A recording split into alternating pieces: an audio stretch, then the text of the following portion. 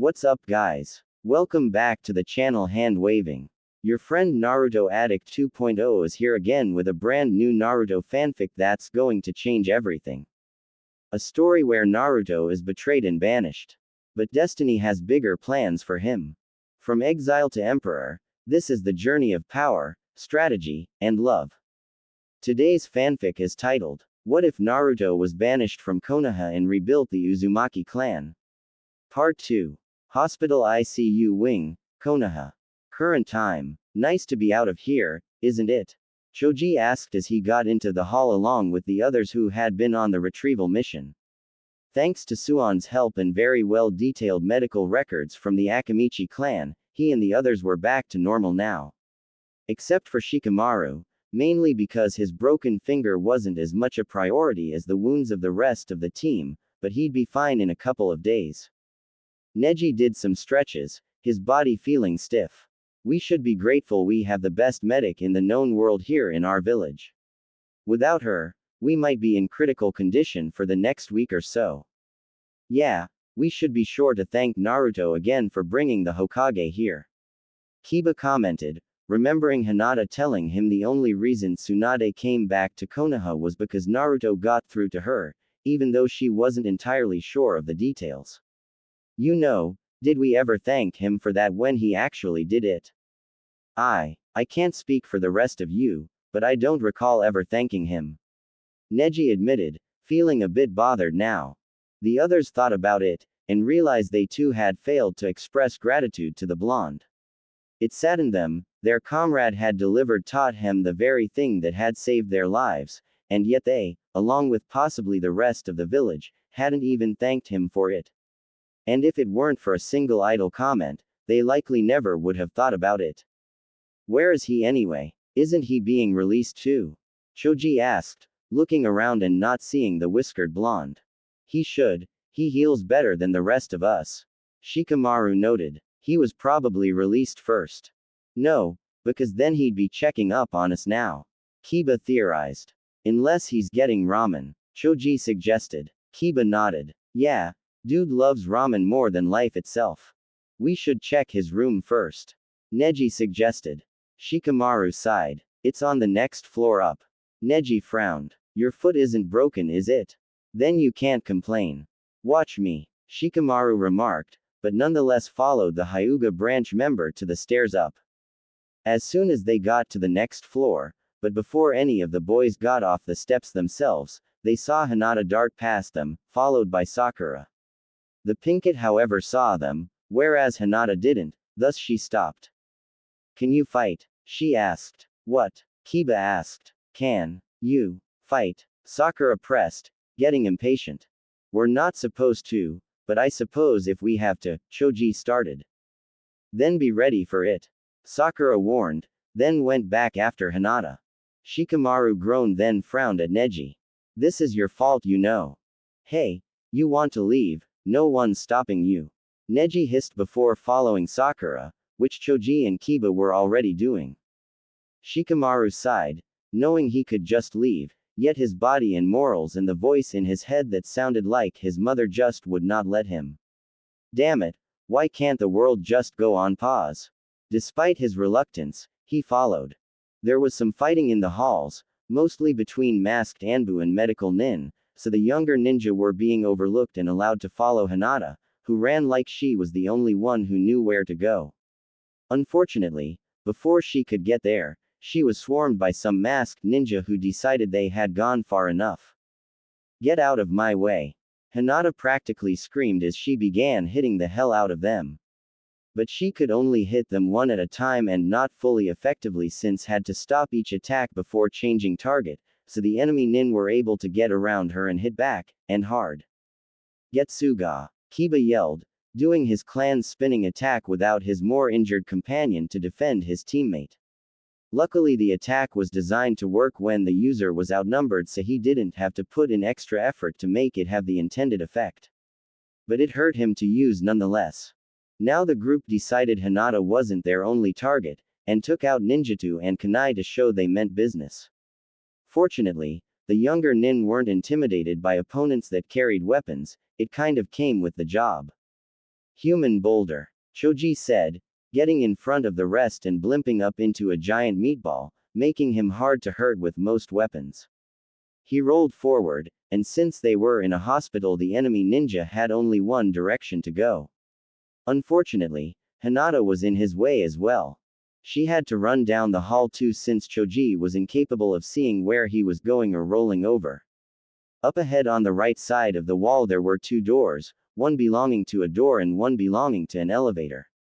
The masked ninja had pasted them both, hoping to take advantage of an Akamichi's weakness in handling sharp turns by going down some stairs. Hinata, however, closed to hide in the available room and just let him pass her. She got to it and went it, thankful it was an unlocked medical supply closet. She got in safely, but Choji broke off the door before she could close it. Hinata-sama, Neji asked once he came by the closet. I know what you're going to ask. We think someone's attacking Naruto-kun. She told him as she went back into the hall. Looking down she saw Choji had to come to a stop. Why? Shikamaru asked. Does it matter? Hinata asked back, frowning at the shirker. Choji returned to normal size. Ahead of him was a wall that split the hall to either left or right but not forward, and he couldn't see the masked ninja anywhere. He did see some stairs going down, and concluded that's where they escaped to.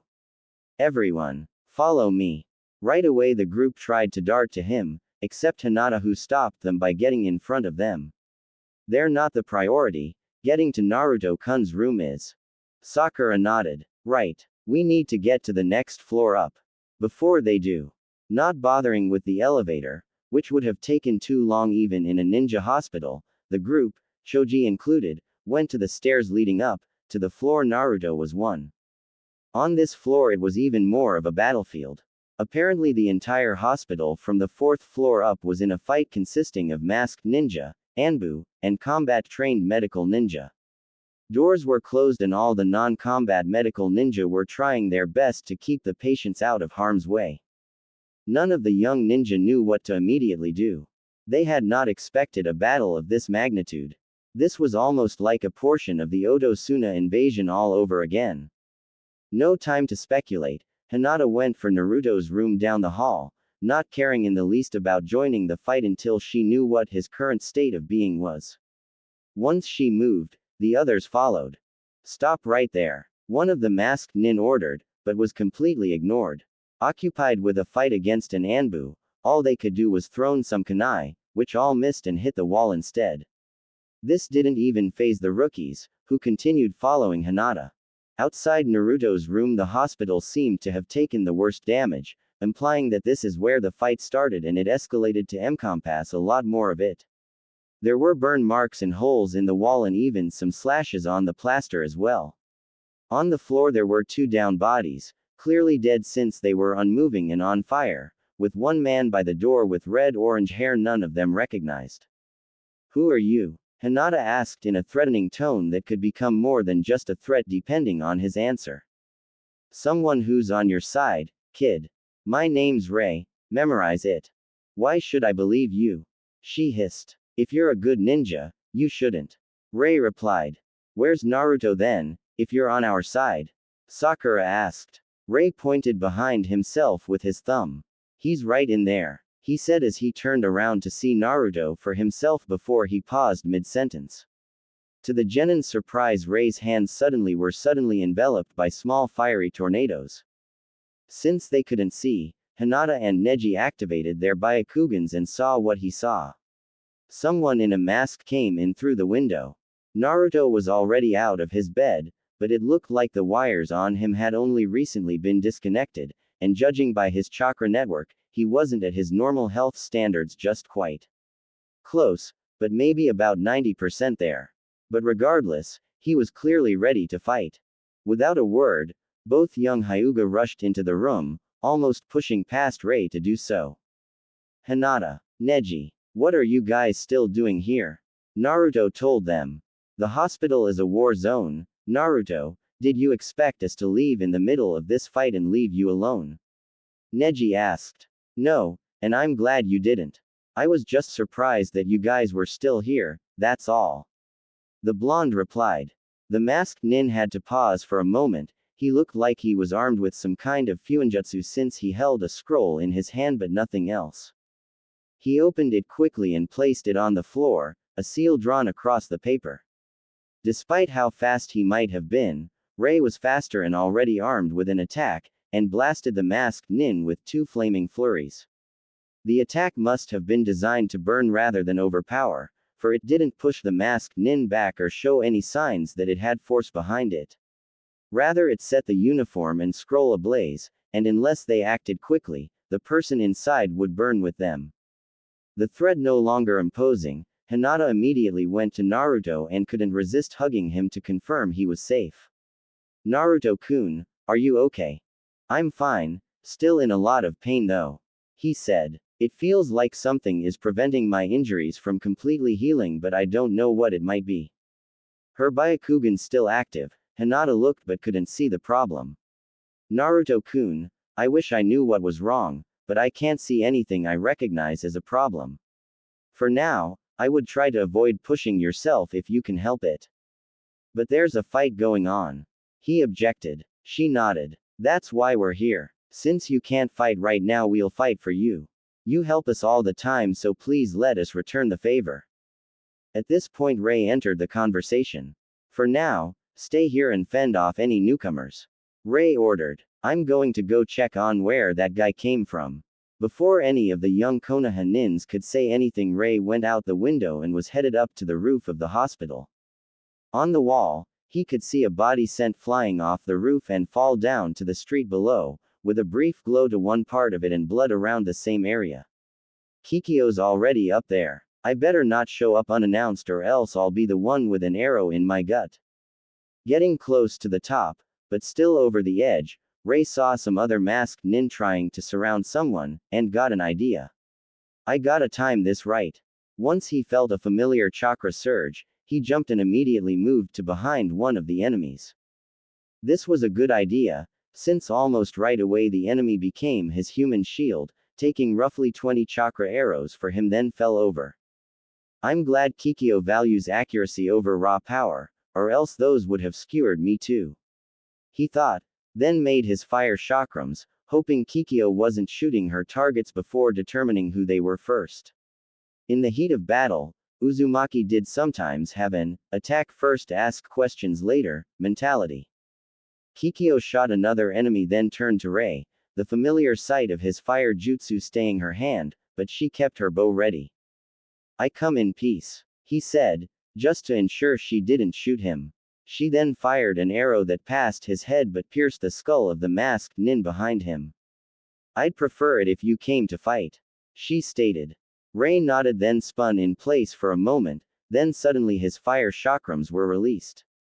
Once freed, the rings of fire spun around him like a horizontal vortex, the circumference expanding quickly with him as the epicenter.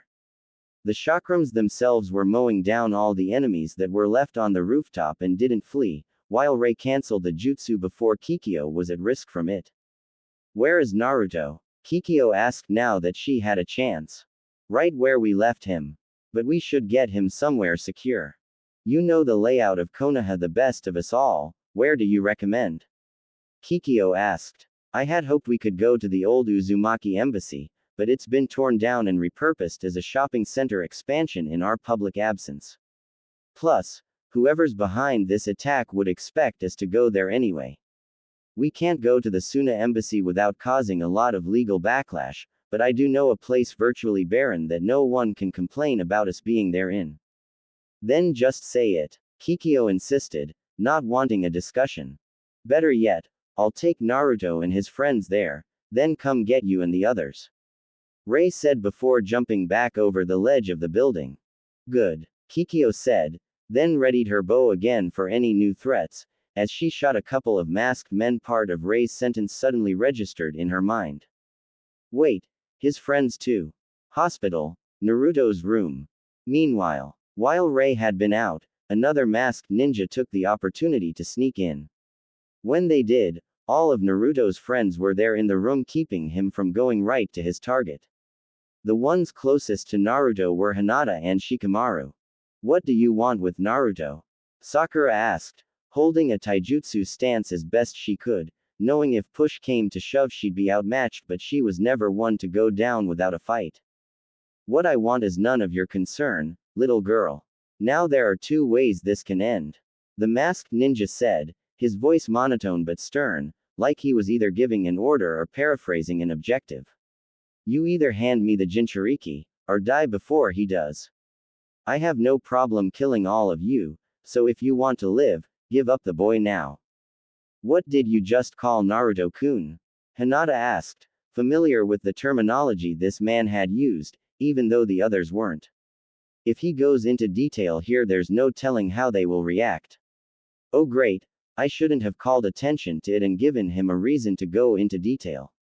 Smart thinking, Hinata. She berated herself. Thankfully the masked nin seemed to have no interest in answering her, much to her relief. At that moment, however, Naruto suddenly grimaced and hissed in pain, clutching his side like something inside him was being hurt. A little bit of blood starting dripping out of the corners of his mouth, and some sweat formed on his forehead. Sensing an opportunity, the masked nin rushed to Naruto, moving too quickly to be blocked by the other genin. In fact, those in front of him were hit hard and thrown to the side, but on pure reflex Hinata, the one closest to Naruto, threw out her hand with a Juken strike and the masked nin ran right into it. The Juken strike hit his torso and stunned him, and if it weren't for the chakra reinforcing the hand, Hinata might have broken a few bones from the impact. Unfortunately, her attack didn't really stop him. Instead, the enemy lashed out and backhand slapped her in the face, trying to knock her down. She fell, but she countered with an uppercut kick to his jaw as she fell. The enemy was momentarily dazed, but otherwise in no way unable to continue his objective. You'll never get what you want from me, Naruto said angrily yet quiet, struggling to ignore his internal agony, which was beginning to pass. I don't want anything, I have no wants or needs. I am merely the one ensuring the wants and needs of my superior are fulfilled. The masked nin said, taking out chakra suppressors. There was a glow behind him, and before Naruto knew it, this masked man jerked as if hit, then his body just split in half, cut diagonally from the right shoulder to the left hip, with the wounds looking burned. What the heck? Man, leave for 1 minute and look what happens. Ray says, standing by the window. His right index finger was pointed up but twirling with a small disc of fire only a tiny bit bigger than a shuriken rotating above it. I think it's time we get you somewhere less violent, kid. Rather than respond to Ray, Naruto knelt down to check on Hinata, who was already sitting up, as were the others knocked down. Hinata-chan, are you alright? I'll be fine, I've been hit with worse, she said, rubbing her sore hand, then saw the dead body. Who did that? That would be yours truly, girl, Ray said with a smile. With something I'm sure you'd appreciate, the Hinata Jutsu. Hinata Jutsu? The entire room repeated. Yeah, but it's written as, fire knife, instead of, place in the sun. Here, watch it. He twirled his finger faster and the fire disc got brighter, then pointed forward and stopped moving his finger. The fire disc immediately morphed into a gigantic whip of flames that sliced through the wall of the hospital like a large sword. It even left the same kind of damage, like a sword made of fire had cut through the wall.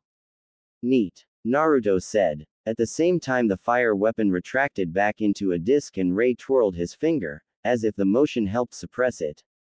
At that moment the hospital was filled with the sound of a loud scream. Did anyone else hear a scream? Sakura asked. Ray shrugged. Maybe there was someone else trying to sneak in from outside. It's not our problem. Naruto, since these guys are after you, we need to take you somewhere they can't find you. That way your wounds can finish healing and we can draw out the ringleader. Let's get going. Naruto frowned. I'm not going anywhere with a complete stranger. Then take your friends along. I don't mind. Naruto's eyes narrowed. Something about this man was telling him to trust him, but after everything that had happened he wasn't sure if he should. How do I even know I can trust you? Ray sighed. You don't. But, like it or not, it's either that or wait for one of those guys to come in and try to kill you here.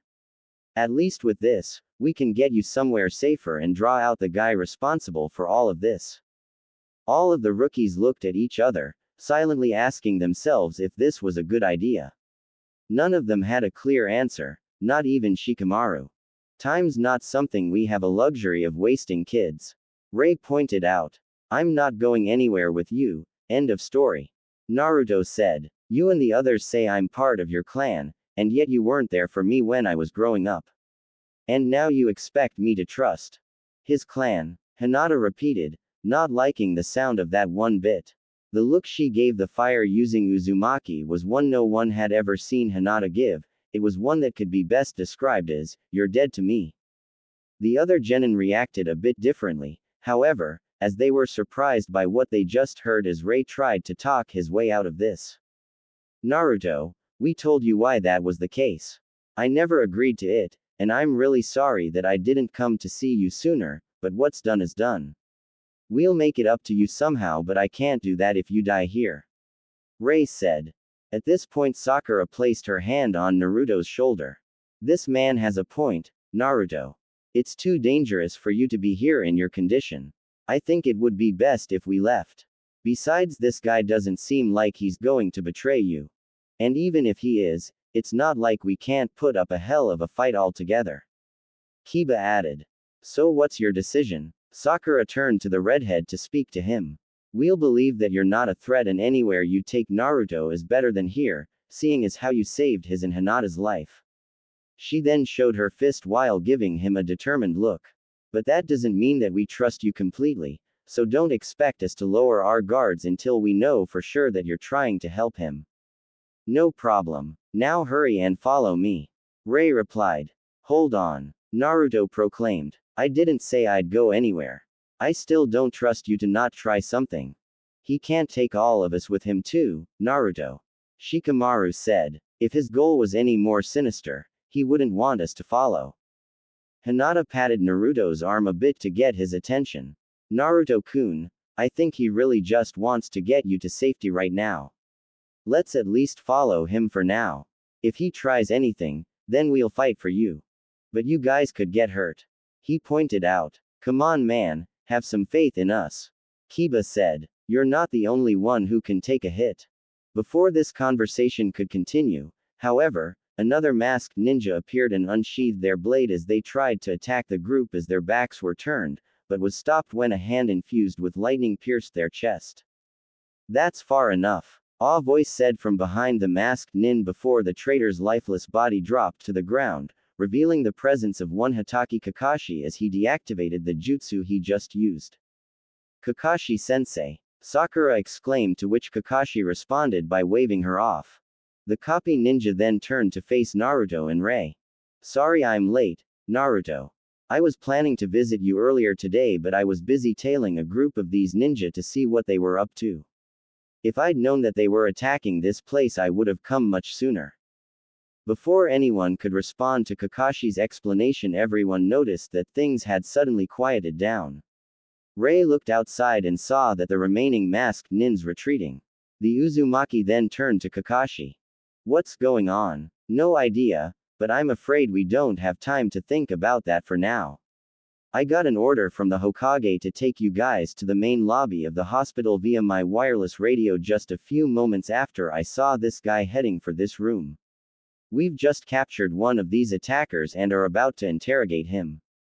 Kakashi explained as he motioned for the group to head to the door. At hearing this, Ray, realizing that finding out what was going on might prove helpful in the long run, decided to go there first before getting Naruto to a more secure place. Ray merely nodded in response before motioning Kakashi to lead the way. As Kakashi walked out of the door leading into the hallway, Ray made a few shadow clones to act as scouts. He didn't make many since he needed to save up his chakra, but he did make enough to give them a heads up if trouble was nearby. They went out, and Ray followed. With Hinata and even Sakura's help, Naruto followed suit, having a hard time keeping up his speed. Everyone else followed as they wondered what had just happened. Hospital lobby, Konoha. A few minutes later, the fight had already ended, with medic nins moving the injured and the dead. None of the masked ninja were in sight at this point, as they had either retreated or had all been slaughtered. The building itself was not unscathed. Signs of Tsunade's super strength was seen here and there with rubble and broken walls. The lobby itself was the least damaged area of the hospital, but, at that moment, was the most crowded. Standing attentively, as if waiting for them, were the other three Uzumaki: Jiraiya, Tsunade, Shizune, Shino, Ino, Tenten, Kurenai, Asuma, Guy, Lee, Ibiki, some Anbu, and even the Sand siblings, much to the surprise of Naruto and his friends. Gaara, Naruto said when he saw his fellow Jinchuriki. I didn't expect to see you here. It's good to see you, man. Good to see you as well, Naruto, though it would seem that the situation looks pretty here. I guess so. Anyways, what brings you here? I thought you headed back home by now. Naruto asked. But we were asked to come back.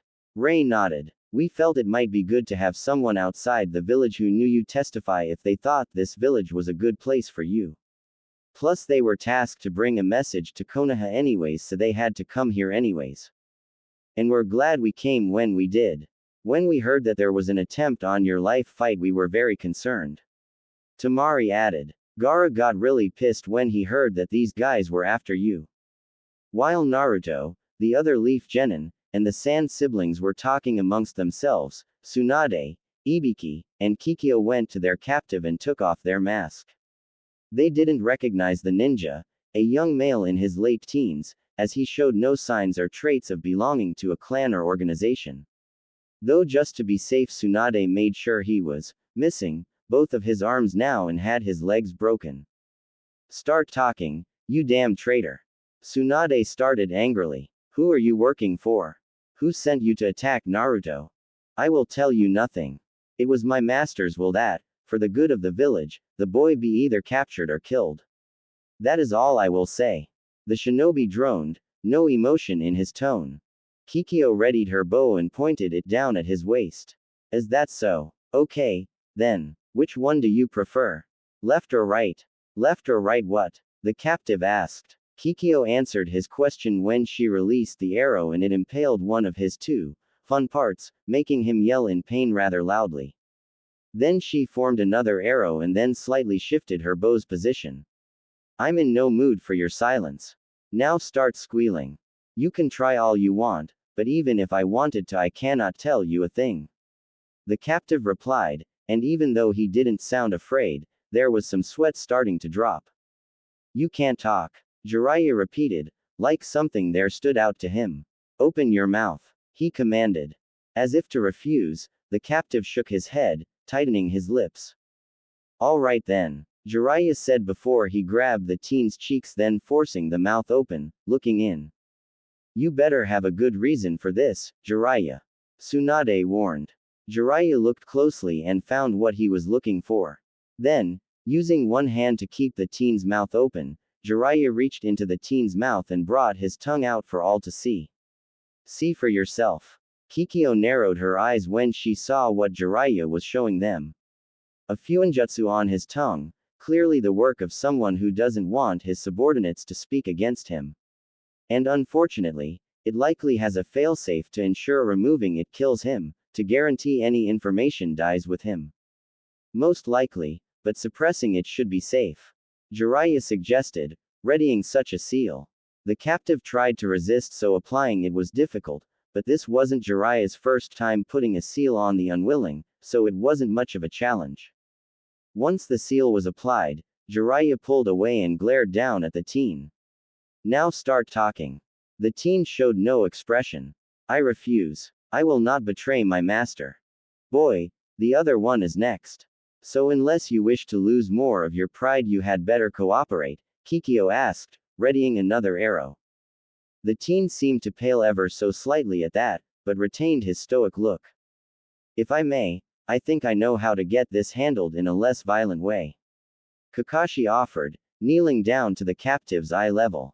And that would be? Ibiki asked, doubting even an ex-Anbu member could handle this better than him. The only reason he hadn't done much himself yet was because Tsunade wanted to be sure they couldn't get the boy to talk first, then he could try his luck. but he would give the Junin a chance to prove himself. Kakashi pulled back his Hitai-8, revealing his Sharingan.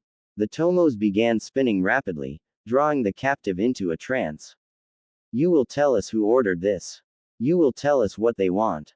Under the effects of the Dujutsu, combined with Jiraiya's suppression seal, there was nothing to prevent the captive from confessing. I obey the Hokage in theory only. I only follow Shimura Danzo-sama with complete obedience. His will is more than the law, it is far above the law. Kikyo's eyes narrowed. Shimura. I remember that name. Had to kill a few members of that clan in the past. Danzo hasn't been a ninja for a long time. Tsunade claimed. Nowadays he's mostly a political shark, likes to believe he's a big fish in a small pond. He once formed a separate department of Anbu called Root that were disbanded when Sarutobi-sensei had reason to believe Danzo was training them to be his personal lapdogs, but I guess the old Warhawk decided to go underground with his plans. Though the captive heard them, he couldn't reply, as Kakashi's genjutsu immediately forced him to answer the copy ninja's other question. Danzo-sama will not take the chance that the Jinchuriki might escape his grasp. He will not allow the Jinchuriki to even have the option of leaving Konoha.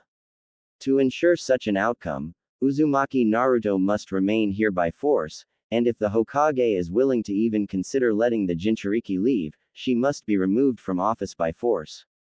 Ino came to Shikamaru. What does he keep calling Naruto? She whispered.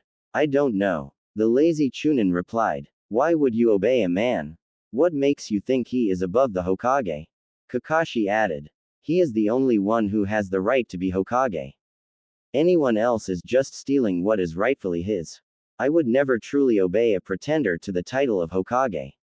The captive, clearly a member of the should-be-gone Root organization, declared. He's been made completely obedient to Danzo Hokage-sama. Ibiki said. I can tell from his tone and posture, he isn't just repeating what he's told even when he's under the control of the Sharingan. He honestly believes Danzo has to be Hokage, for the same reason fire has to be hot. That made Kakashi a bit uneasy, since it hinted at more sinister plans at play here. What will Danzo do if he can't get Naruto today? In the event of the failure of our mission, however it happens, Danzo-sama will have all ninja he's gathered rise up and revolt against the imposter Hokage before killing Uzumaki Naruto, but not before the Jinchuriki witnesses the deaths of those who support him, including, but not limited to, Hitaki Kakashi, Haruno Sakura, Hyuga Hinata, Inuzuka Kiba, Rock Lee, and even Uchiha Sasuke if it comes to it. And of course the Uzumaki envoy will be slain before Danzo-sama takes his rightful place as Konoha's only true Hokage. Everyone who heard this was either shocked or angry, and for some a mixture of both. Kakashi covered his Sharingan, both to avoid using the Mangekyo Sharingan, which he had yet to reveal to anyone, in anger and to conserve his chakra. Free from hypnosis, the Root agent realized what had just happened. Naturally he was less than pleased at this. You will regret what you made me say. Despite his training to have no emotions at all, he found himself feeling anger, and lacked the means to control it. With that he then turned to Tsunade. And you will regret falling for the tricks of the worthless demon brat and the puppets of his accursed demon mother. All of a sudden, Ray darted to the Root and slugged him hard in the jaw. Hard enough to hear something crack. Ray, the other three Uzumaki said in surprise. Ray seemed to ignore them all. His fists were covered in fiery tornadoes, but the flames barely looked controlled. He grabbed the Root Nin and the flames spread all over his body, burning intensely and almost turned white in seconds. And then suddenly it stopped, the flames evaporated, leaving only steam and burns on the Root Nin. A close look showed that Ray's hands and sleeves were burned too, though not as much. Ray, stop, Kikyo ordered. The red-haired ninja ignored her still and clenched his burned fists, then proceeded to beat the living hell out of the armless captive. There was no taijutsu or form used, this was just a savage beating, plain and simple. The people in the room could only watch as if they can't believe it's happening. If this savage beating wasn't brutal enough, Ray then added in more flames. Ray, Mia and Jun yelled, pulling him away from his victim by hooking his arms with their own. He resisted, of course, and managed to use his legs to add in a stomp for good measure, but Jiraiya came in with a quickly made low-quality seal to stop his movements. It wouldn't last long, but enough to stop him for now. Gaara leaned closer to Naruto. This guy is rather vicious. Even I have to admit that was going a bit too far. Coming from Gaara, that's really saying something. Naruto thought but knew not to say. Some Anbu checked on the root nin. He's dead, one of them told Tsunade. There goes any chance to get more information. The blonde Senju said to herself. But what we got puts things in perspective. She added, glancing at Naruto and the other Uzumaki. That what happens when you scumbags insult Kushina or her son in front of me. Remember that, Ray said when the blind rage left him, but not before spitting on the dead ninja's corpse. Kikyo was less than happy. Ray, what did I tell you about overdoing it? Sorry Kikyo-sama, but can you blame me here? Note to self. Don't provoke that guy. Kakashi told himself. Kikyo looked to Tsunade. The soldiers of this man have pulled back, but it's clear they'll be back again. Naruto must be taken somewhere safe. Tsunade nodded. Yes, and I think I know a place where Danzo wouldn't think to look, while I have my soldiers search for him. Tsunade then ordered everyone out of the hospital as they proceeded to follow her. Before leaving, however, Ray pulled out a small bag filled with Ryo before turning to the person standing in the lobby. Sorry about the mess, Ray said before tossing the bag at the medic nin who caught the bag. Ray then left, being the last to see the charred, bloodied, and now crumbling corpse of the man he killed. He didn't even feel a shred of remorse. Undisclosed location, Konoha. Here we are, now we can talk as we need to. Kikyo said when everyone had gotten to where she and Tsunade wanted to go to get Naruto off the radar. Did we really have to come here? Jiraiya asked, not feeling comfortable where they currently were. This is one of the most private places in Konoha even without seals involved. The only way anyone would find us here is if we give ourselves away. Kikyo told him. There was indeed truth to her words. Their current location was not some hidden bunker or cellar or panic room of any kind. It was much simpler than that, simple enough to easily be overlooked by someone trying to find someone trying to hide. It was the Uchiha compound, a vastly deserted portion of Konoha that no one ever went to. The perfect place to hide because aside from Uchiha Sasuke no one was supposed to be there. Right now the group was in a completely random building that was picked solely because it was large enough to hold them all. The group consisted of the Rookie 12, their senseis, Tsunade, Jiraiya, and the Sand siblings. Naruto however was separate from the group, placed in an interior room that was once a bedroom, with no way to get outside and away from the others. This was so he would have a chance to think for himself in private. What needs to be talked about? Sakura asked. We need to discuss moving Naruto to Uzushio, Kikyo started. We never decided that, Tsunade pointed out, because we never got a chance to. Ray reminded her. Hinata stood up, looking infuriating. You're not taking Naruto-kun. Kikyo and the Uzumaki were incredibly unintimidated. Girl, he's not your property. Why do you want to take Naruto away? Ino asked. Mia rolled her eyes. If you people would stop interrupting us every single time we try explaining it, you might finally learn why. No one said anything, well aware that the Uzumaki woman was impatient and would have answered their questions happily had they bothered to stop asking them long enough to let them speak. Allow me to explain on my kin's behalf. Kikyo started. For those of you unaware, we are of the Uzumaki clan, and yes, Naruto is in fact a member of us.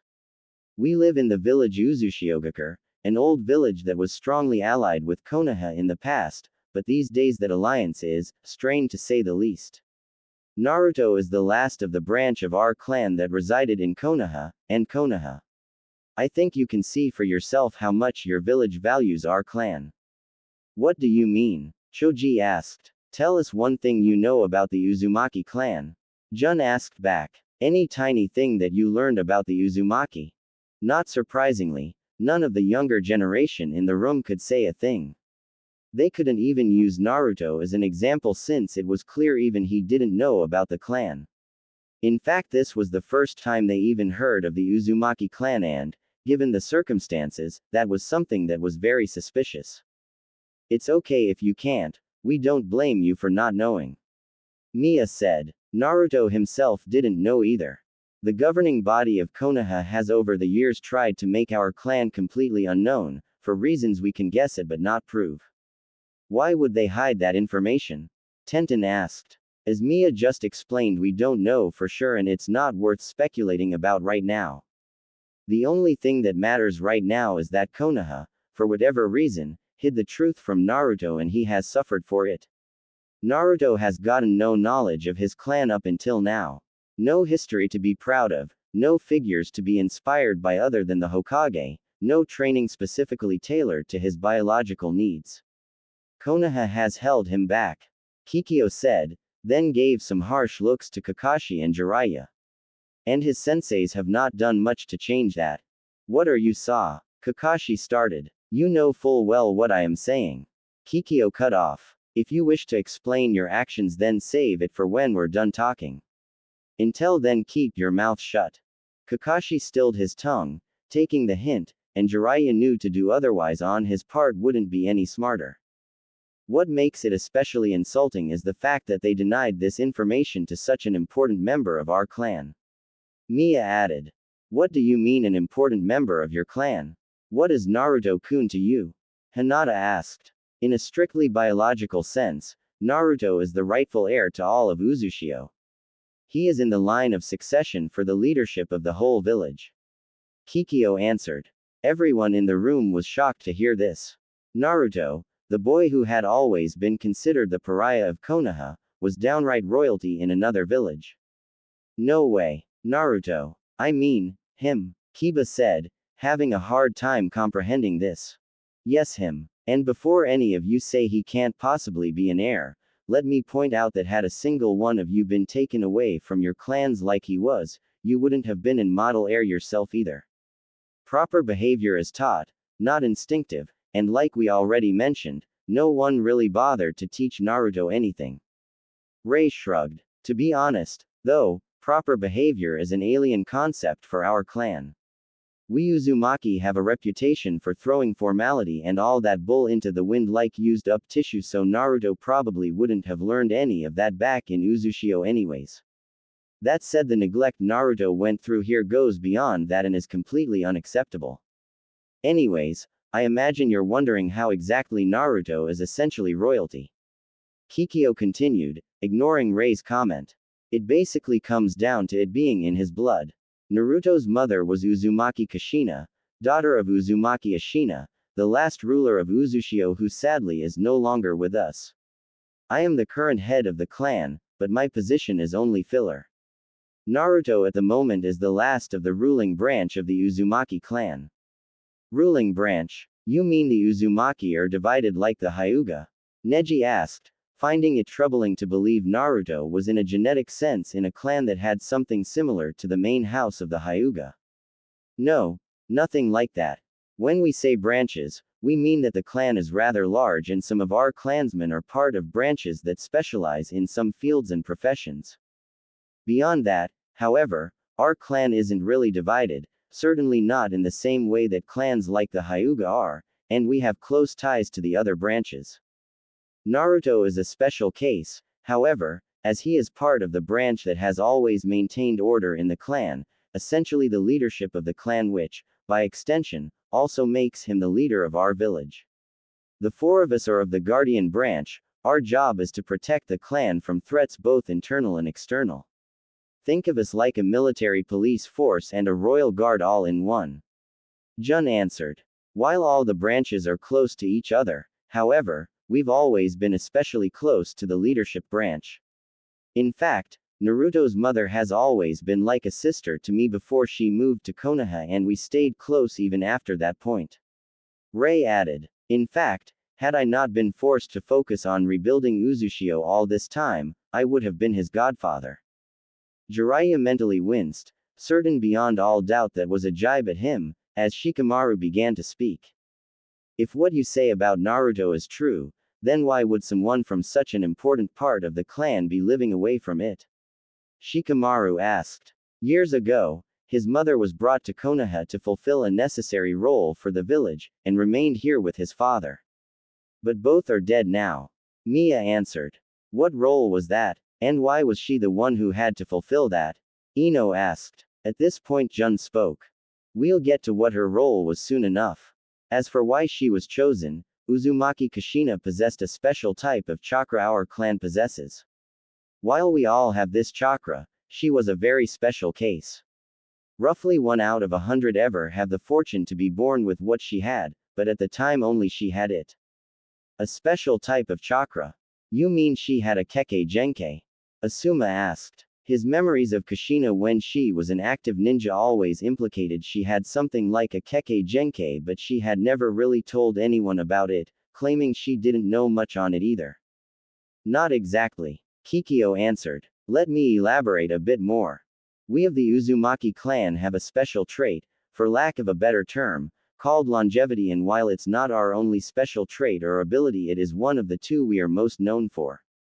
The members of our clan have a very strong life force and vitality due to the large amount of physical energy we possess compared to other ninja, which grants us accelerated healing abilities, great stamina, and even extended lifespans for those who don't get killed in battle. These things don't become apparent until after an Uzumaki finishes puberty, when our body's aging process slows to the point where we age at a fraction of the speed yours do, which combined with our extended lifespans is where the trait gets its name. Naturally, this also means we have very large amounts of chakra compared to those outside of our clan. At this point Ray took over the explanation. But even when compared to the rest of our clan, Kushina's power was off the charts. Her own longevity and chakra was much greater and stronger than other Uzumaki. She was certainly one of the strongest members of our clan at the time, if not the strongest. You can see that with Naruto, as he managed to inherit Kushina's longevity, and, in fact, his is even stronger than Kushina's on its own. No wonder Naruto always acts like he doesn't have an off switch, Temari thought to herself, recalling her brief encounters with Naruto during the Chunin exams and his fight with Gaara just as Ray interjected. The chakra that Kushina possessed was required for a vital job in Konoha, so she moved here. At the time this was acceptable, as Kushina wasn't the only heir to the clan at the time. Yet due to accumulated tragedy over the passing years, they died out from enemies trying to wipe them out. No offense, but if that's the case, it sounds like you guys suck at your own jobs, then. Kiba mused. Kiba would come to regret saying that when all 4 Uzumaki glared at the Inuzuka, which, for some reason, scared the shit out of the young Inuzuka. Realizing that he was better off not throwing any more fuel into that fire, Kiba decided to keep his mouth shut. After calming down a bit, Kikyo decided to respond to Kiba's jab. I'm sure you've protected things in the past. Were you always successful? That not only struck a chord with Kiba, but with everyone in the room, with the exception of Gaara. Try as they might, each one of them at some point had failed to accomplish something that had mattered to them at the time. For some like Kakashi it was a grave matter, and for some like Shikamaru it was more a matter of, I should have done more somehow, but it was undeniable, failure was something everyone had to experience. Only Gaara was immune to this, as so far he had rarely ever tried to protect anyone, and the few times he had yet to fail. The closest he ever came to failure was when Naruto had defeated him, but he considered that a blessing more than a problem. We have all tried to keep the leadership of the clan alive, and sometimes we succeeded and sometimes we failed. Many times we died for them and many times we died with them. And don't forget, the heirs themselves did not remain in utter safety while we fought for them, they're ninja too and fought with us. Sometimes, however, they forget who's supposed to be guarding who. It's so easy to see Naruto acting like that. Sakura thought. What exactly did his mother have to do here in Konoha? And while we're on the subject on his parents, who was his father? Gaara asked. Was he someone of the same branch? Not quite. Naruto's father wasn't even an Uzumaki. Jun answered.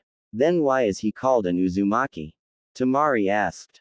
If you mean why he wasn't named after his father, then I would ask your Hokage here, she knows very well why. Kikyo said, giving Tsunade a pointed glare. I don't think this an important matter right now, nor is it the appropriate time to discuss this. Tsunade advised. And once again, you're trying to take the easy way out of this problem. Ray stated, shaking his head in frustration. Look, everything needs to be out in the open now, like it or not. So either you man up and say it, or we will. If you want to stop us, keep in mind we won't just stand here. Put on the spot, and knowing that, taking the easy way out, would undermine her position as Hokage at the moment, Tsunade chose to finally reveal the truth. Fine then. The role of Naruto's mother and the identity of his father are closely connected, so I'll explain them both together. And to truly understand it, I have to start from back to when Konoha's beginnings so you can really know how Naruto ties into it. She cleared her throat, as if to momentarily delay the next part. Most people think that Konoha was initially founded by just the Senju and Uchiha clans, with most of the other clans arriving shortly thereafter, but that's not exactly the case. The Uzumaki, who were blood related to the Senju and were close allies to them, were also heavily involved in the founding of Konoha. Most of the Uzumaki would go on to form their own village, Uzushio, mostly because of the tensions between the Senju and Uchiha and, more importantly, their own rivalry with the Uchiha, which was actually even more intense than the one the Uchihas had with the Senju.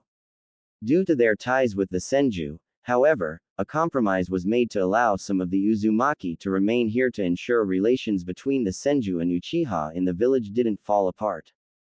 Ultimately, the leader of the Uchiha at the time, Uchiha Madara, gave in to his paranoia about the Senju and Uzumaki trying to oppress him and sought to ensure he put them down before they could put him down. This led to the famous fight between him and the Shodai Hokage Senju Hashirama at the infamous Valley of the End. What you don't know is that they both had a little help. Madara had the Kyuubi and Hashirama Ojiazin had my grandmother, Uzumaki Mito. That sure surprised everyone. No one knew that Tsunade was part Uzumaki, except for the Uzumaki themselves. Madara was defeated, but he didn't just lose the battle, he lost the Kyuubi too. My grandfather had him restrained, but he couldn't do it for long.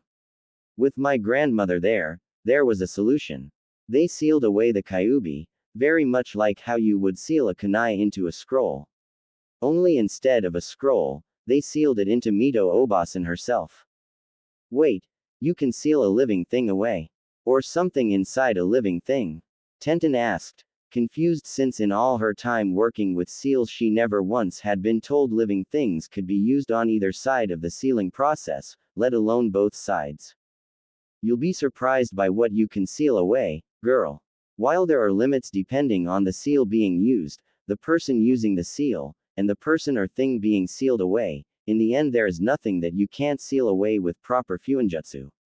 In fact, our skill with fuinjutsu was the other ability the Uzumaki clan are well known for. Jun told her before Tsunade continued her story. Mito Obasan kept Kyuubi contained for a very long time, but eventually even an Uzumaki gets old and she needed someone to take her place as container of the Kyuubi. At the time there was only one other person available who was a viable option, Uzumaki Kushina, who was a young girl and brought to Konoha from Uzushio. The young Genin and Shikamaru were understandably shocked by this. Why her? Gaara asked, the Suna Nin being especially troubled by the revelation despite having already figured Naruto's connection to this, having learned about Naruto's own burden a while back. Because she had the same type of chakra as Mito Obasan, and as such she was the only one who would contain it with minimal risk of failure. Tsunade answered. Kushina came here, and the Kyuubi was transferred from my grandmother into her in complete secrecy. No one knew about it or told anyone. At that, Hinata frowned and Sakura looked bothered. Yet clearly such a thing wasn't done for Naruto-kun. The condition for Kushina coming here was that she obviously couldn't go back to Uzushio or claim her place within the clan, but nowhere did it say her kids couldn't. Ray pointed out.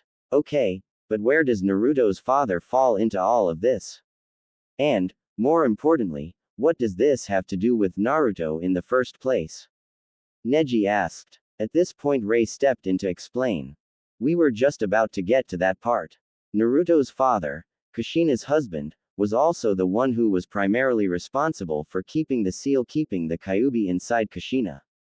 You may not have been aware of it, but you've actually seen his face up on that giant stone monument Konoha's so proud of. You know him as Minato Namikaze, the Yondaime Hokage. At that moment the younger ninja, including Sakura and Hinata, were left in complete shock by this, not even knowing what to say. Not only was Naruto a clan heir, but, to top it all off, he was the son of the Yondaime Hokage, the greatest hero of Konoha, who gave his life to stop the Kyuubi. Those who weren't trying to wrap their minds around this idea suddenly realized that, given how Naruto was treated in Konoha, the Uzumaki had a good reason to want him back. Even as the younger shinobi tried to register that last bit of information, however, Ray continued with his revelation. As for Naruto's role in all of this, it began on the day he was born, though he didn't learn about his role, or even about his heritage, until very recently.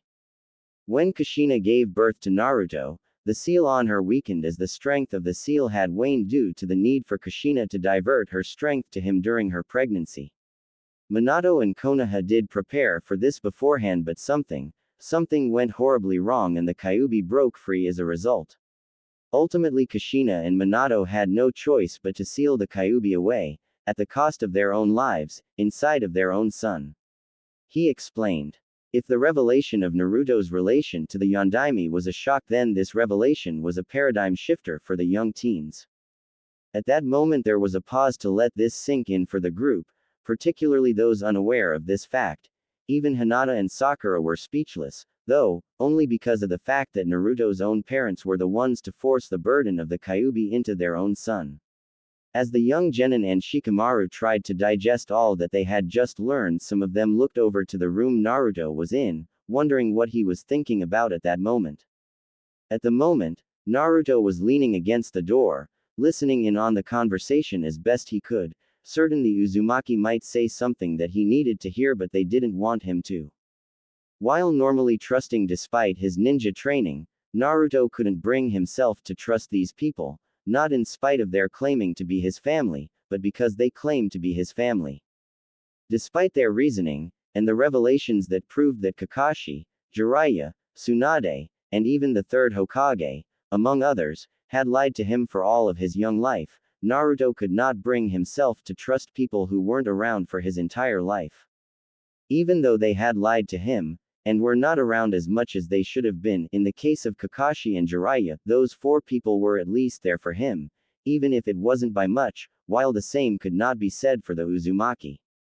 Also, no matter what the arguments they used against Tsunade and the higher-ups, the Uzumaki didn't have anything they could use to make Naruto doubt his friends, and both he and the Uzumaki, if that's who they really were, knew it. His friends genuinely care for him, to the point that they had risked life and limb to protect him when the masked nin attacked. It was that very devotion, however, that really made Naruto question what he should do ever since the interrogation of the root nin at the hospital. Like a nightmare that someone is unable to wake up from, the young Genin was unable to get the man's last words from that interrogation out of his head.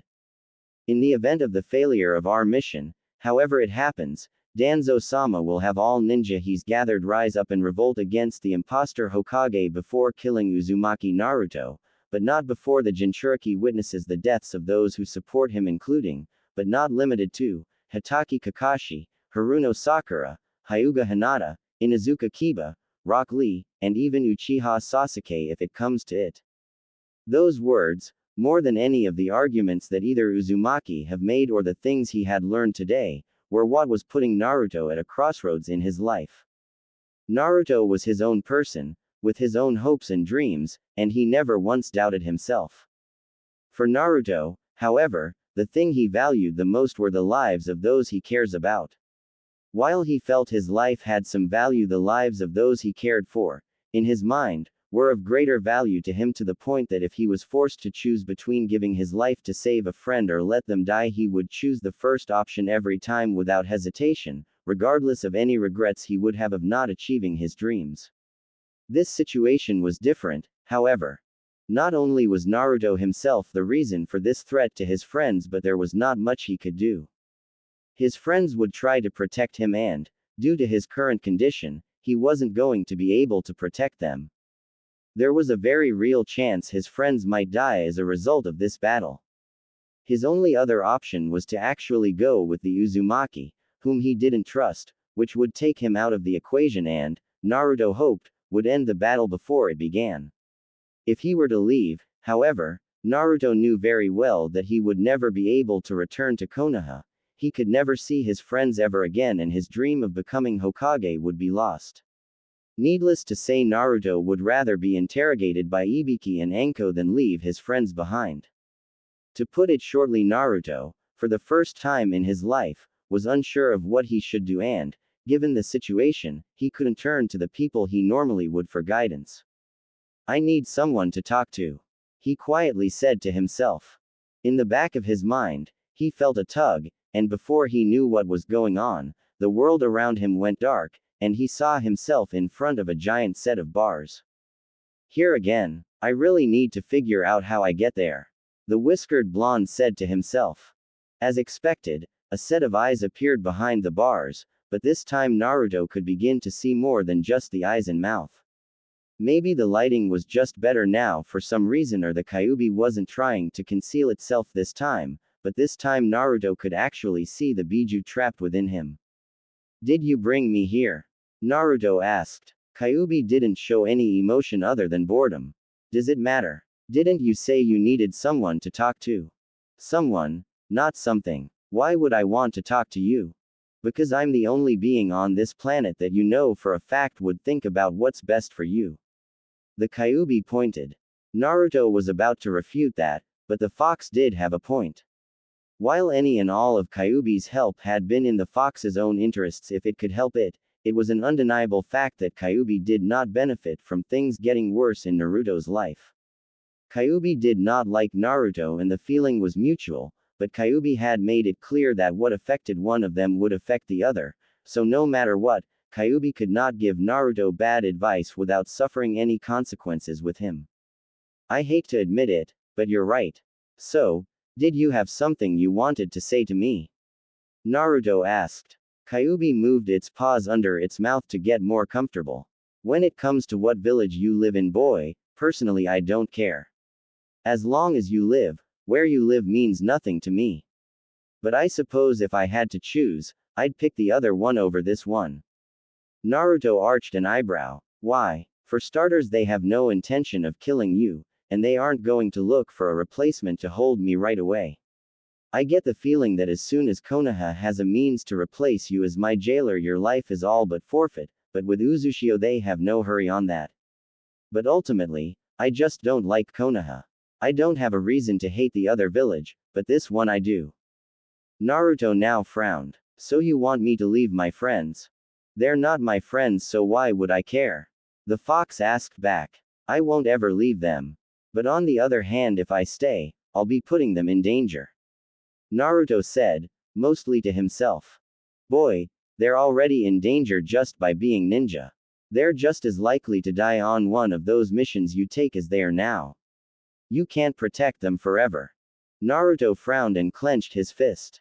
I can try. To what end? What do you get out of it?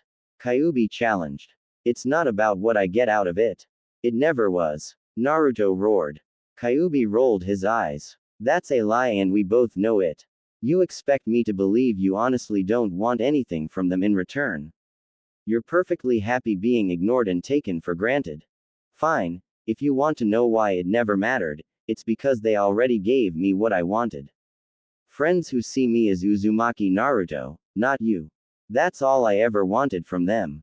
That's why they're my friends and that's why it was never was about what I wanted from them and that's why I want to protect them, just as they were willing to protect me. If you can't understand that much then I have nothing more to say, you got it. And is that keeping you alive? You have needs besides attention, boy. Kyuubi objected. When has that ever stopped me, you damned flea-bitten furball? Kyuubi growled in annoyance. I know you're afraid of being alone, but this situation is bigger than that. You can't think about just one thing here. Have you even thought about how your friends feel about all of this? Confused, Naruto gave a snide smirk. Wow, Kyuubi, you're actually asking me that. And all this time I thought you had no heart. He taunted. It's not that I don't, it's that you have too much. You say that like it's a bad thing. Too much of anything is a bad thing. Even good things can be bad if they're excessive. Kyubi told him, you have too much heart, you're completely dominated by your emotions, to the point you base all major decisions on feelings rather than facts or long-term consequences. Not just your feelings, but the feelings of others around you, which make you want to protect everyone and sacrifice your happiness even if that means taking unnecessary risks. Again, Fox, when has this ever stopped me? Naruto repeated. It doesn't because you don't let it. This is not a matter that should be handled by someone who only acts on his emotions at the present moment. You have to consider facts, consequences, instinct, benefits and costs, not just whether or not someone will get hurt if you decide something. That's what a smart person does because, believe me when I say, this world doesn't tolerate fools. Kyubi growled. To the Biju's confusion, Naruto merely smirked in response. Is that so? Alright, then, if that's what it means to be smart, then I guess I'll remain a fool my entire life. That's just the kind of guy the first am and that's all there is to it. Besides, it's my decision to make, Fleabag, and I'm making it my way, Naruto insisted. While taken aback by Naruto's declaration, Kyubi seemed to shrug it off. Fine, but can I at least offer an insight into the situation before you do decide? Naruto thought it over and, while didn't see it as unreasonable and he decided to allow it, the Konoha nin was less than amused, made evident by the heavy sigh he let out before speaking. Fine, but I'm still doing things my way. You know, sometimes I wish you were more like one of my friends, since that would make it easier too. At that moment, Naruto froze, like something had just hit him. Then he got a wide smile on his face and hit his hand with his fist. I got it. Huh. Kyubi was understandably confused by this turn of behavior. What are you up to, boy? I have an idea. I guess this talk helped after. Thanks, you mutated Fleabag, Naruto said, then all of a sudden just disappeared from view. Huh, I didn't say anything, the large fox thought to himself. When he realized that he had been left alone, Kyubi moaned in frustration. That brat, left before I even got to say anything. And why do I have a feeling that he's going to almost screw things over for the both of us, again? Back with the main group, the discussion continued, unaware of what Naruto had been doing. In case anyone thinks we just want Kyubi for ourselves, you're dead wrong. Kikyo told the others. All we want is Naruto, we couldn't care less about the Biju he holds. From a militaristic point of view, that's impossible. Tsunade pointed out. After the younger ninja managed to snap out of their shock that resulted from learning about Naruto's heritage and his little burden, the group turned to look at Tsunade for confirmation of the Uzumaki's claims, which Tsunade gave them. For some reason this then led to a few of the younger ninja becoming concerned that the Uzumaki merely wanted Naruto for the Kyubi, as if they thought he were some weapon to be wielded, which led to the current point of the conversation. We aren't speaking in terms of military benefits, we are speaking in terms of what's best for Naruto. And how is him going with you? What's best for him? Kiba asked. Uzushio is inhabited primarily by Uzumaki, and we have everything the clans here in Konoha have. In short, we have everything Konoha has denied Naruto, most important of these being a family that will take care of him. Of course there are other benefits as well, including specialized training regimens and other benefits that can help bring out more of a shinobi's true potential that are only given to clans. For most of us, however, we simply want Naruto to come back so he gets what he should have gotten here. That said, we can only give these things to Naruto if he comes with us to Uzushio, to his rightful home, which is a decision that he has to make on his own. But as you would expect from a member of our clan, Naruto is not so easily swayed. Ray added in. Unlike some people, it's naturally not enough to offer to make him stronger, we need to show him the reason for us helping him as one he approves of. The problem is he doesn't want to hear us out and, to be fair, I really don't blame him. We were absent for years, so it's perfectly normal he's not so keen on jumping at the chance to be a part of us, especially when this village is the only life he's ever known, for better or worse. Why were you absent? How long have you known of him? Hinata asked, still not happy with the Uzumaki's blatant admission of wanting to take Naruto away.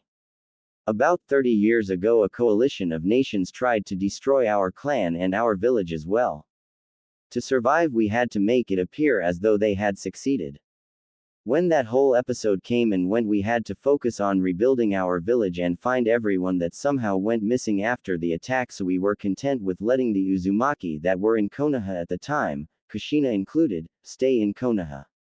As for Naruto, we've known about him ever since we confronted the Sandaime about him 7 years ago.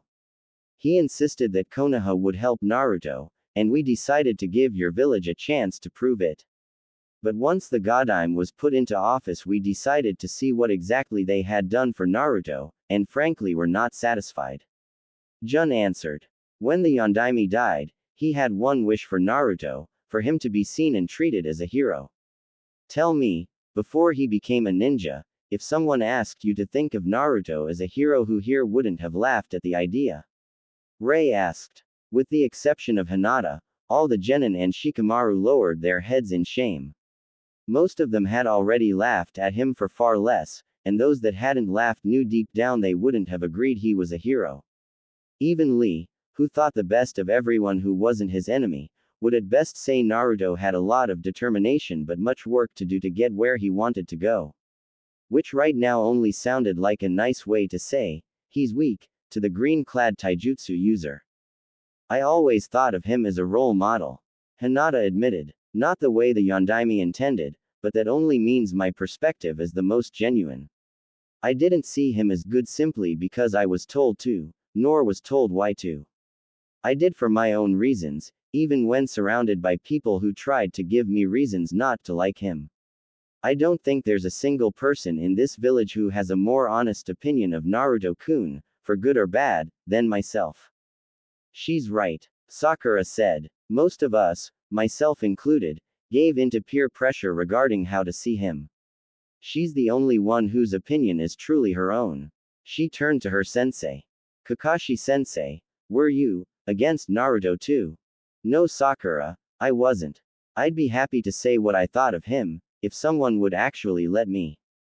He told her, giving the Uzumaki a brief pointed glance. I suppose now would be the appropriate time. Kikyo said. Kakashi cleared his throat, knowing this was going to be tough to say as people were going to look for holes in his story. I know what you think about me, that I don't care about Naruto and blame him for my sensei's death, that I was put in charge of Team 7 to train Sasuke but not Naruto, and that I never intended to use Naruto as anything other than a way to make Sasuke look better by comparison. Close, Kakashi, we did say all of that about you, except the part about Minato's death. We never said you blame him for your sensei's death. Kikyo corrected. Since you brought that up, do you hold Naruto responsible? The cycloptic Junin did not expect that, and his lack of an immediate answer was cause for alarm for everyone else. But, the shock of this blindsiding question wore off as quickly as it came and was replaced by something else as the now very insulted copy ninja glared at the Uzumaki representative as if to silently say, ask me that again, I dare you. Sakura cringed to see such a look in her sensei's one good eye, and the Junin were amazed Kakashi would look so infuriated. It was quite different than his usual expression of aloofness. To Kikyo's credit, however, she was completely unaffected. If you want to glare at someone, it helps if more than one eye is actually visible on your face. Otherwise, it just makes you look ridiculous. The expert archer told him. Now, continue your story while we're still willing to allow it. Pompous bitch. Kakashi thought to himself before continuing. To make it perfectly clear to you, I do not hate Naruto and I do not blame him for my sensei's death. As much as I wish he was still alive, I at least respect how he went, and I know that what he did, more than anything, had to be for Naruto's sake, even if I don't know how that was the case. He explained. You say that and yet you avoided him until you were forced to take charge of his squad. Why is that? Ray asked. To the surprise of everyone who knew Kakashi, the normally aloof Junins had a very saddened, almost guilty, look in his eye. When she saw it, Sakura was reminded of a similar look Kakashi had when he explained the purpose of the Hero's Memorial Stone on Team 7's first day. Kakashi then let out a heavy sigh before he answered Rei's question. He didn't like to talk about what he was about to tell everyone, but he decided he had no choice but to come clean about his failures. The reason why I was never around for him before I became the leader of Team 7 was simple: I just couldn't bring myself to do so. I wanted to be there for him, but I thought that would only be the death of him like it was for everyone else I was close to. My father, my teammates, and finally my sensei and his wife had all died one right another. I was apparently so mentally unstable for a time I was considered unfit to raise Naruto, and, for a long time, I was too afraid even to try. I felt like a Shinigami. Death came to whoever I was around. Hell, I was about to flat out refuse to become the leader of his squad until the Sandaime himself intervened, and even then I was afraid to get too close to Naruto, and the rest of my squad to a lesser extent. It was only after Naruto and Sasuke managed to save my life during our mission to the Land of Waves that I realized that maybe I made a mistake. That may not be nearly enough to excuse my mistake, but at least I'm now trying to make up for it. That's all I can do right now. Kakashi explained. This explanation was a sobering moment for Sakura and the other young ninja. They figured a life of a shinobi would be difficult, but what Kakashi went through, let's just say they realized why Kakashi preferred to keep his cards close to his chest, so to speak. The Uzumaki, meanwhile, were surprisingly quiet. Even Kikyo, who tended to overthink and overanalyze anything that was going on whenever she wasn't in the middle of a battle, realized that there really wasn't anything to what Kakashi said that she could truly question. More importantly, she and the other Uzumaki, who were good at detecting lies when they had to be, could tell Kakashi was being as truthful as he would probably ever be, and, given what he said, they realized that Kakashi's reasoning for not being there for Naruto actually made sense. Kakashi, knowing he had yet to finish explaining himself, continued on. While I'm on the subject of Team 7, I'm afraid your accusations are grossly inaccurate. I was chosen to be in charge of Team 7 for the betterment of Sasuke and Naruto, not just one of them. Sakura winced. Does that mean from the very beginning I was just in the way? You may think I played favorites, but I did train my team equally, giving them the same exercises and the same rates. I was trying to bring them into balance before specializing for any of them. Kakashi continued. It was easier said than done since they weren't the most cooperative of genin. I could not teach them anything truly effective because until they learned to cooperate and coordinate themselves, anything they would have learned would have been used counterproductively. Yet you sent this incooperative and ill-prepared team into the Chunin exams. Mia pointed out. If you were hoping to scare them straight, there were better options. I had spent lots of time correcting their stances, teaching them taijutsu and counter moves, basic healing and trapping, identifying things in the wild, and throwing weapons skills. And I taught to all of them, even if each learned at a different rate.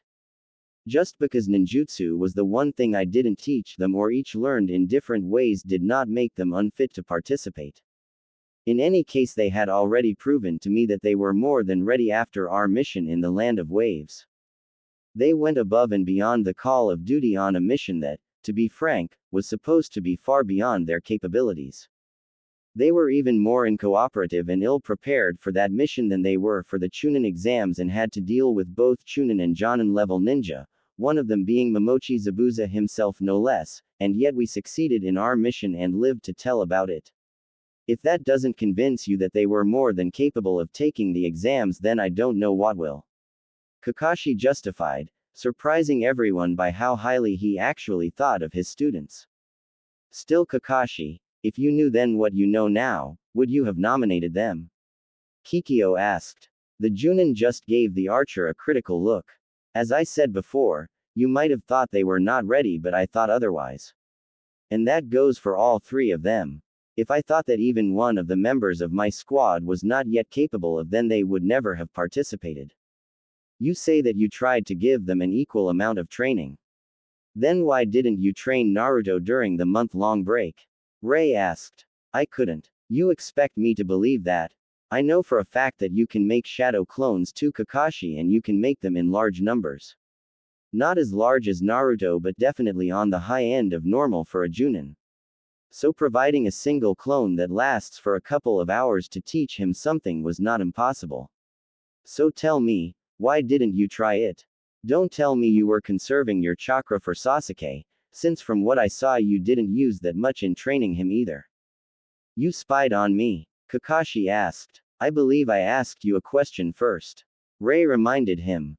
Fine, then. Despite what you might think, I did have to conserve my chakra. Kakashi relented. For one thing, I can create a large amount of shadow clones but only because of my chakra control. I don't have that much chakra, despite what you might think, as I can't maintain those clones long enough to use for training purposes. Even creating just one shadow clone is a drain on my chakra, and as such I can't have one last for more than 30 minutes.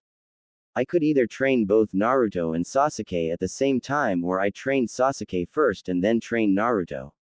At the time Sasuke was in greater need of the extra training, Sasuke's opponents in the finals, Gaara, wanted to kill him and probably would have done so before their fight if the opportunity presented itself. Kakashi said, then turned towards Gaara. No offense. None taken. Gaara said before Kakashi continued his explanation. And it wasn't just Gaara I had to worry about. Orochimaru was in the area and he has a rather dangerous interest in Sasuke and had already branded him with a cursed mark, which was another problem I had to deal with.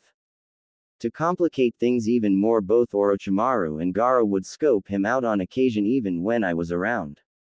I couldn't risk Sasuke's life when he was busy exhausting himself daily to learn a technique he would need to survive his fight with Gaara. I had to stay ready and alert, guarding him like any sensei would. The Uzumaki tried to say something but Kakashi continued before anyone could interrupt him. After a while, when I was certain Sasuke's risks of attracting unwanted attention and danger to himself were low enough for me to focus in Naruto's training, I decided to check up on Naruto, and, when I did, I saw Jiraiya-sama had already taken him under his wing. I knew at that point that Naruto was in very good hands and would learn more with Jiraiya-sama than I could have taught him at that point, so I let him be and went back to helping Sasuke. I didn't neglect Naruto, I just couldn't help him right away, and, when I was finally able to, someone that could help him even more than I could had beaten me to it. Well, that might be acceptable, but still, did you ever check up to see what Naruto was learning under Jiraiya? For all you know, he wasn't doing anything. Ray asked. Jiraiya frowned, albeit in a more comical way than he probably should have. Hey, I did a lot for Naruto in that month. You taught him how to stand on water and how to summon toads. Neither of which were of any use to him in his fight against Neji. Ray countered. That was the build-up to his real lesson, learning how to use Kyuubi's chakra. Trying to teach him to use the Kyuubi's chakra would have been too difficult, so I had him learn to summon toads, some of which he couldn't do at that point unless he used the Kyuubi's chakra.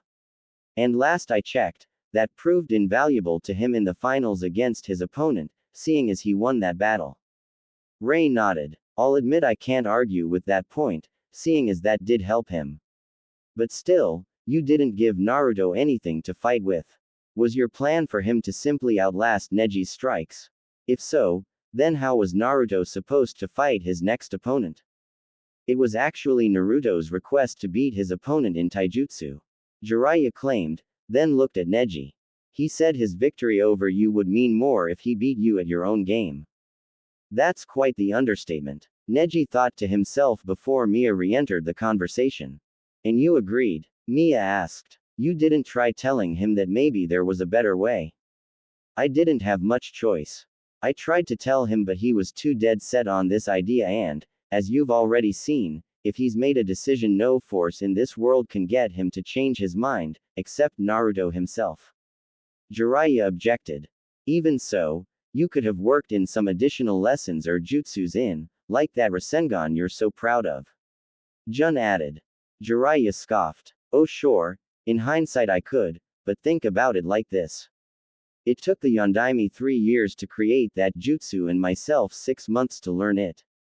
Exactly what reason did I have at the time to believe Naruto could learn that less than a week while he was also working on other skills? Had I known at the time all he needed was a week, I would have taught him that in a heartbeat. Wait. Sakura cut in. You mean that ball of chakra thing I've seen Naruto use lately, right? Jiraiya nodded. That jutsu took the Yondaime Hokage 3 years to make and you 6 months to learn, and Naruto learned it in a week. From what I'm told, he learned how to do shadow clones in 2 hours. Just because he's not book smart doesn't mean he's not a genius in other ways nor that he's a bad learner. He's just better at learning things in a different way. Jiraiya told the Pinkett. And that's not all. The thing is, the Rasengan as it in now is incomplete. My student intended for it to include elemental chakra too, but neither he or myself have figured out how to make it work. Yet I have faith that one day, Naruto will make it happen. Why can't you make it work?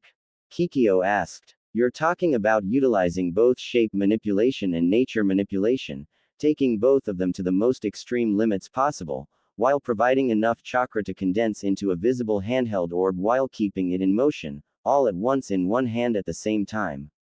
It's a lot harder than it sounds, and if it doesn't sound hard to you, then I'd like to see you try. The sound of a door opening, practically being slammed, effectively ended the conversation, and everyone looked to it. Naruto stood there for a moment, his expression difficult to read. He didn't look angry, happy, sad, or anything in particular.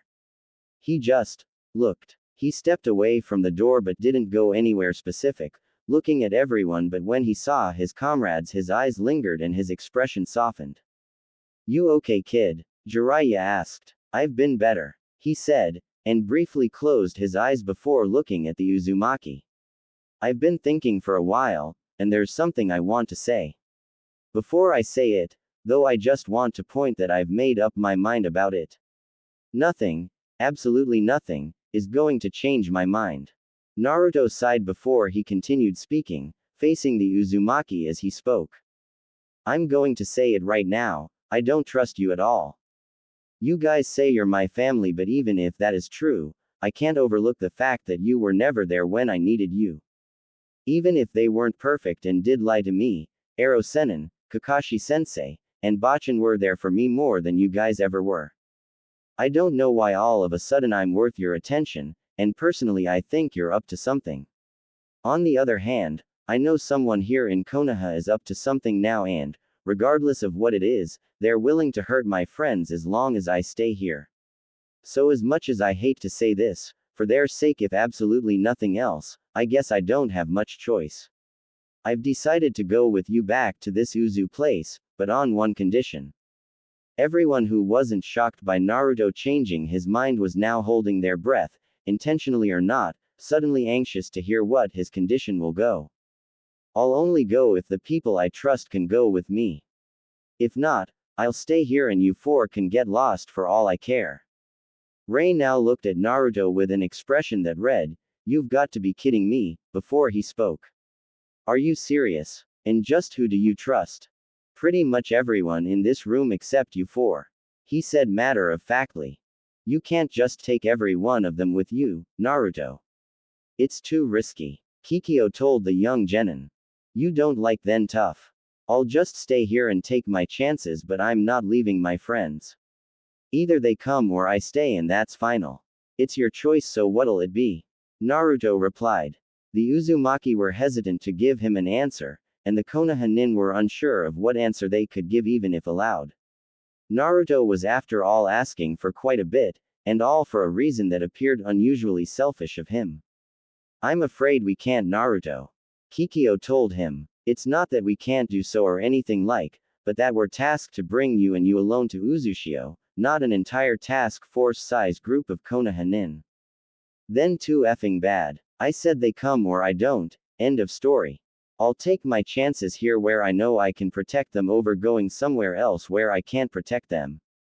Ray raised an eyebrow. So this isn't about his peace of mind, he's asking this because he's trying to get them out of harm's way.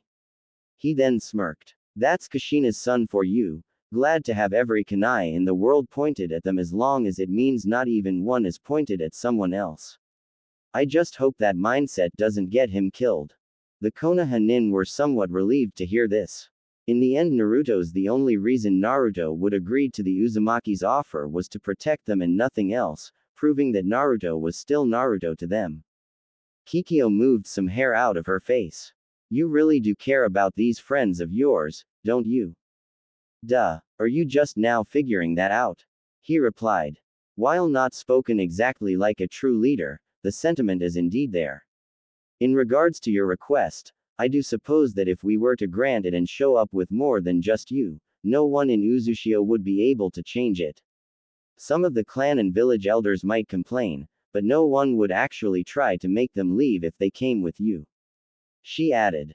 Naruto smiled. Great. Don't get ahead of yourself, Naruto. I said this as if we said yes. The redhead woman pointed out. Tell me one thing, what have you considered for this request? Have you thought about the fact that you're basically asking them to choose between you and their families and homes? That we might not have much, if anything, to offer them in Uzushio and they'd get weaker there, essentially making them what Konoha made you, in terms of training if nothing else. Is that what you want for them? Do you really care about them as much as you think you do? Naruto frowned. Have you paid attention to a thing I've said?